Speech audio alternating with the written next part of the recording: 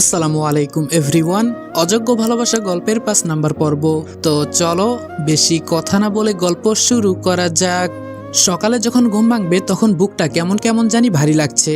চোখ মেলে দেখি মিতু আমাকে জড়িয়ে ধরে শুয়ে আছে। আমি এটা দেখে এক ধাক্কায় মিতুকে সরিয়ে দিয়ে আমি উঠে পড়লাম। আমি বললাম, এই মেয়ে, তোমার সাহস তো দিন দিন বেড়ে যাচ্ছে। ভাবতেছো কিছু বলছি না দেখে মাথায় উঠে পড়বা? কথাটা একটু জোরেই বললাম। মিতু একটু ভয় পেয়ে বলল, না মানে স্যার, আসলে হয়েছে কি? আমি বললাম, কি হয়েছে? সেই দিন ঠোঁটে কিস করলা, আজকে আবার জড়িয়ে ধরলা, এগুলা দিয়ে কি বুঝাতে চাও?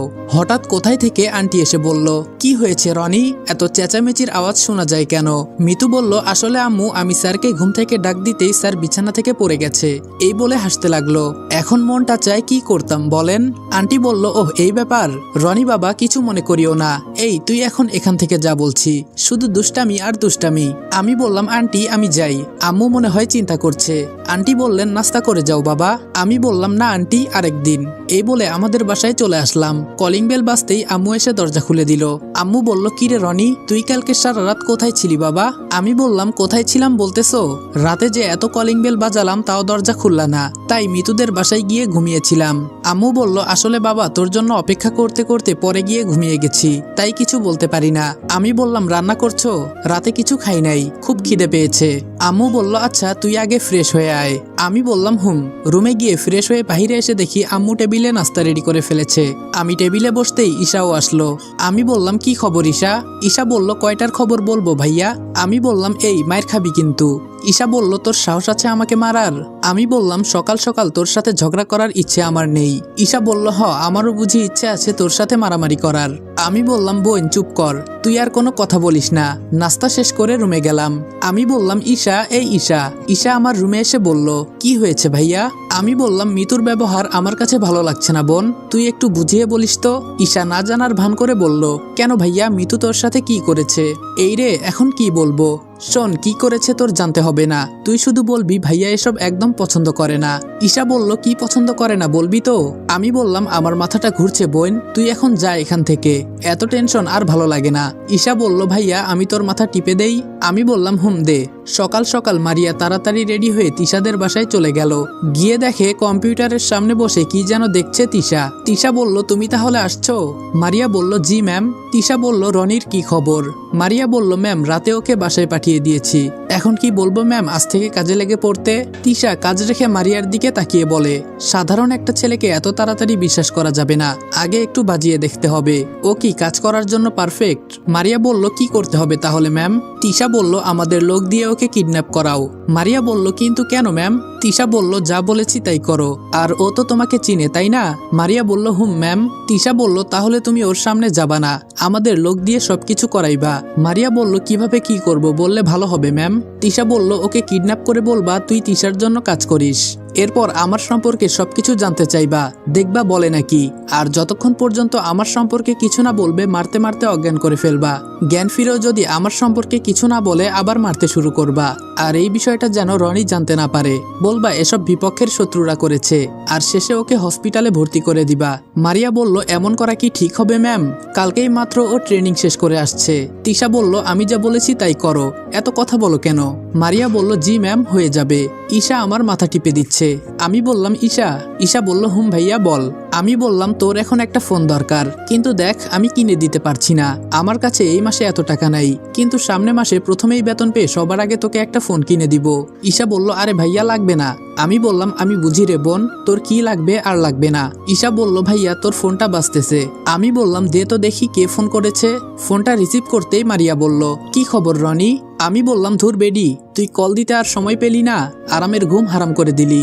মারিয়া বলল, ইস নবাবের বাচ্চা রে, আমি তো সেই সকালে ডিউটি করতে চলে আসছি, তোর এখনো খবর নাই। আমি বললাম, আমার চাকরি আর তোর চাকরি আলাদা। মারিয়া বলল, কয়েকদিন কর বুঝতে পারবি উনি কি জিনিস, টাকা কিন্তু এমনি এমনি দিবে না। আমি বললাম, কার কাছ থেকে কিভাবে টাকা নিতে হয় তা আমার খুব ভালো করে জানা আছে। মারিয়া বলল, তাই বলে একজন মন্ত্রীর কাছ থেকে জোর করে টাকা নিবি নাকি? আমি বললাম, আরে আমি কি আর সেটা বলছি। মারিয়া বলল, তোর কথাবার্তা তো এগুলোতেই ইঙ্গিত করছে। আমি বললাম, আমার মনে হয় কি জানিস, তুই ম্যামের চাকরি করতে করতে পাগল হয়ে গেছ। মারিয়া বলল, মাত্র তো আমাকে পাগল বললি, তুই কয়েকদিন কর, পরে তুইও পাগল হয়ে যাবি। আমি বললাম, আচ্ছা মারিয়া, তোরে একটা কথা বলবো। মারিয়া বলল, হুম বল, কি বলবি? আমি বললাম আমরা তো একসাথেই কাজ করি। মারিয়া বলল করি না, করব আজকে থেকে। আমি বললাম সে যাই হোক, একই তো কথা। মারিয়া বলল এত না পেঁচিয়ে কি বলবি বল। আমি বললাম আজকে থেকে দুইজন বন্ধু হয়ে যাই, কি বলিস? মারিয়া বলল হওয়া যায়, কিন্তু তোর মুখের ভাষা একটু ঠিক করিস। আমি বললাম আমার মুখের ভাষা খারাপ নাকি? আর আপনি খুব সাধু মানুষ তাই না? মারিয়া বলল ভাই এমনি অনেক কথা বলে ফেলেছি, এখন শুন যেটার জন্য তোকে ফোন দেওয়া। আমি বললাম বল। মারিয়া বলল 10টার দিকে ম্যামের বাড়িতে আসবি। আমি বললাম ঠিক আছে, তুই এখন কি করস? মারিয়া বলল এই তো ম্যামের পেছনে দৌড়াদৌড়ি করি। আমি বললাম ভালো, করতে থাক। মারিয়া বলল আচ্ছা আমি ফোন রাখি। আমি বললাম আরে যা সাতচন্নি। মারিয়া বলল তোকে দেখে নিব।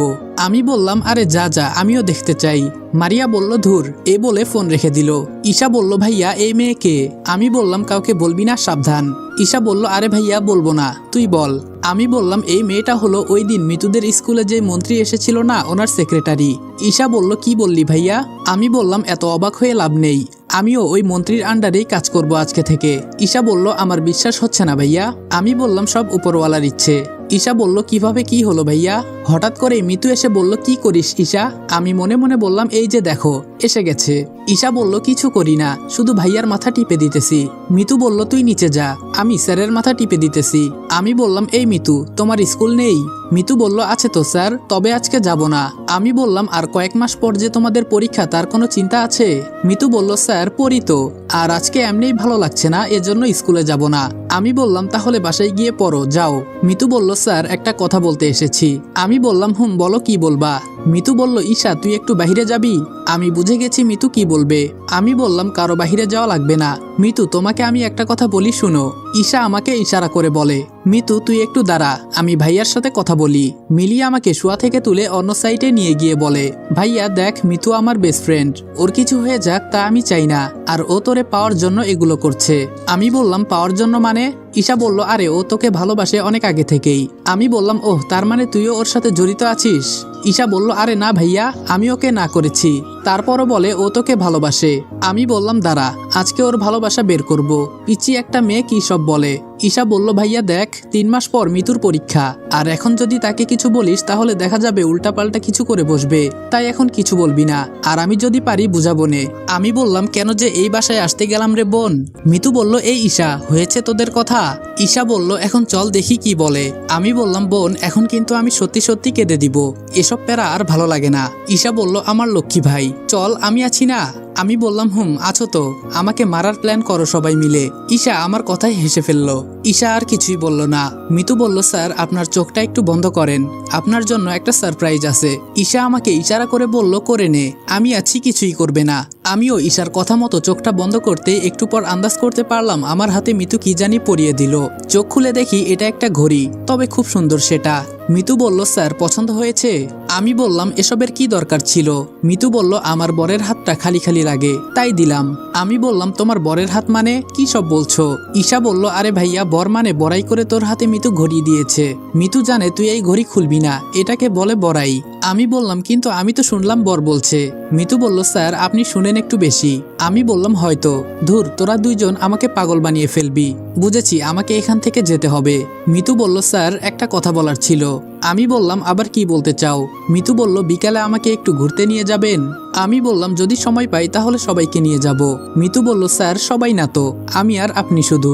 আমি বললাম এই মেয়ে দেখো, এভাবে কথা বলছি দেখে মাথায় উঠে নাচবা না একদম। কি মনে করেছো কিছু বলি না দেখে যা ইচ্ছে তাই করবা? সাবধানে থাকবা। এই ঈশা আমি আসি রে, আমাকে এখন যেতে হবে। মিতু বলল ঈশা চল তোর রুমে।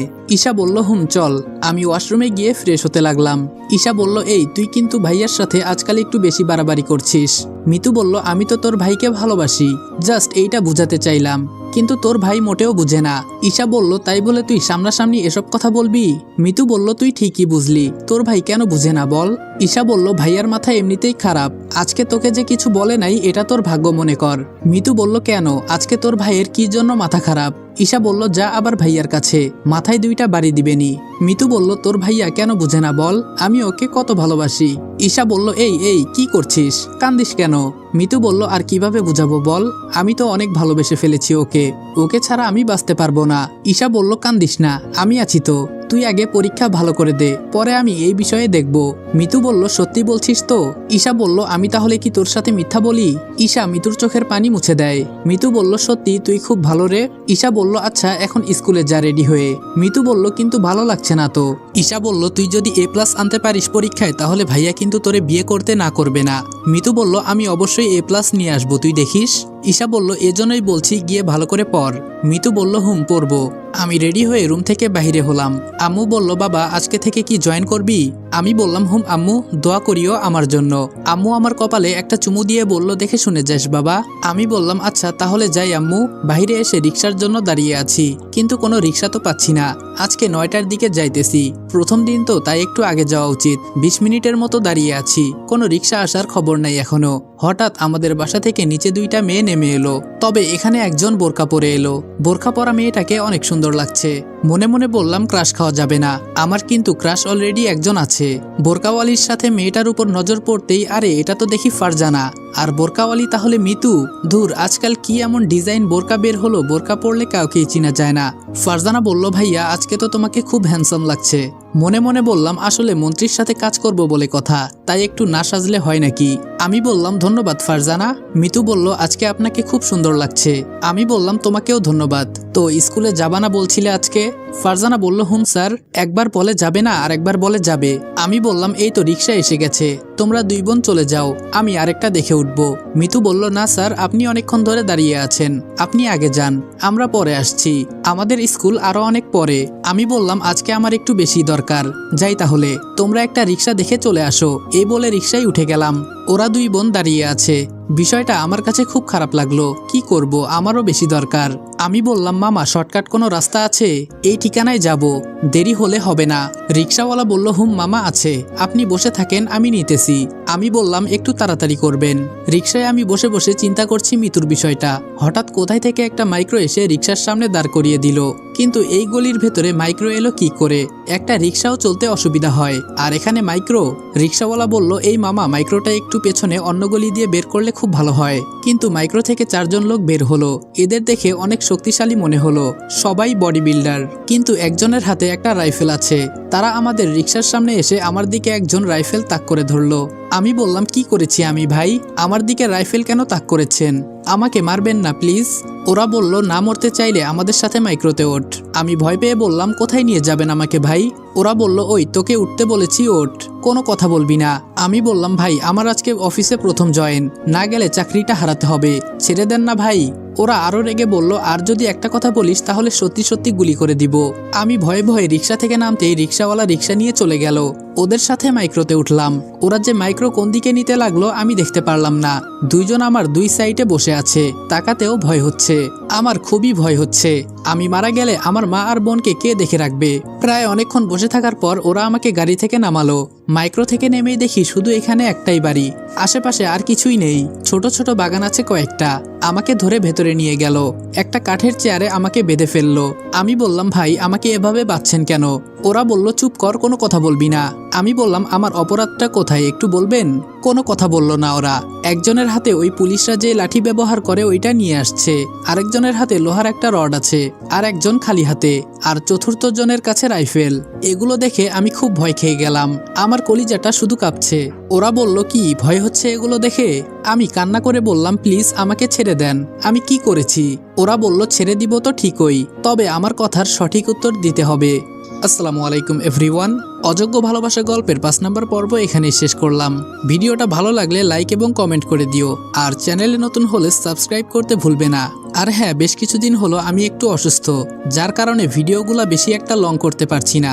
এই কারণে দেখি অনেকেই কমেন্ট করতেছে, ভাই আনসাবস্ক্রাইব করে দিব তোকে, এমনকি অনেক বাজেভাবেও অনেকে গালাগালি করে থাকে। তো তাদের উদ্দেশ্যে বলি, ভাই তোমার যদি আমার ভিডিও ভালো না লাগে তাহলে আনসাবস্ক্রাইব করে দাও। তোমার মতো নয়সালকা ব্রেনলেস একটা অডিয়েন্স আমার না থাকলে আমার কিচ্ছু যায় আসবে না। তবে কমেন্ট বক্সে গালিগালাজ করে নিজের বংশ পরিচয় দিতে আইসো না। আর আমার ভালোবাসার ভাই ব্রাদার, তোমাদের জন্য সবসময় ভালোবাসা অবিরাম। আমাদের চ্যানেলটা 100K খুবই কাছাকাছি আছে, তো আমি ভাবতেছি 100K স্পেশাল একটা Q&A ভিডিও আনবো, কারণ তোমাদের তোমাদেরও তো আমার সম্পর্কে অনেক কিছুই জানতে ইচ্ছে করে। তো এই ভিডিওর কমেন্টে তোমরা আমার কাছে কি কি জানতে চাও সেইটা বলে দিবা। তোমাদের কমেন্ট অনুযায়ী 100K স্পেশাল একটা Q&A ভিডিও আসবে। তো দেখা হচ্ছে নেক্সট ভিডিওতে। ততক্ষণ ভালো থাকবা, সুস্থ থাকবা। আল্লাহ হাফেজ।